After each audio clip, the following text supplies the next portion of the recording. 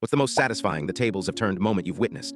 Our neighborhood had a queen and her name was Carol. She was the head of the homeowners association and her reign was one of terror. Grass an inch too long, you got a letter. Trash cans out an hour too early, a fine. She patrolled the streets in her golf cart, a clipboard in hand, a scowl permanently etched on her face. My crime was a small vegetable garden in my front yard. Aesthetics, she'd sniffed.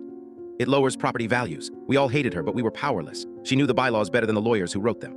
Her own property, a massive 2-acre lot at the end of the cul-de-sac, was immaculate, a fortress of perfect landscaping. But there was always a strange smell coming from her backyard, a faint, metallic scent, and strange noises at odd hours. She told everyone it was her gourmet sausage-making hobby. One Saturday, I was flying my son's new drone, testing its range. I let it drift high over the neighborhood, and on a whim, I flew it over Carol's property. The drone's camera painted a picture that made my jaw drop. Behind her pristine house, hidden by a tall privacy fence, was a full-blown, unregulated meat processing operation. There were metal tables, large grinders, and several unlicensed freezers. It wasn't a hobby, it was a business, an illegal one. I knew a direct confrontation was useless. She'd lie and lawyer her way out of it. So I created a burner email account. I sent an anonymous tip to the county health department, complete with the high-resolution drone footage and a detailed description of the strange smells and sounds. I simply titled it, "Concern Regarding Unlicensed Food Preparation." 2 days later, the show began. I was watering my unaesthetic tomatoes when 2 white vans from the health department rolled down our quiet street, followed by a police car. They pulled right up to Carol's house. She came storming out, demanding to know what was going on. A woman in a lab coat held up a warrant.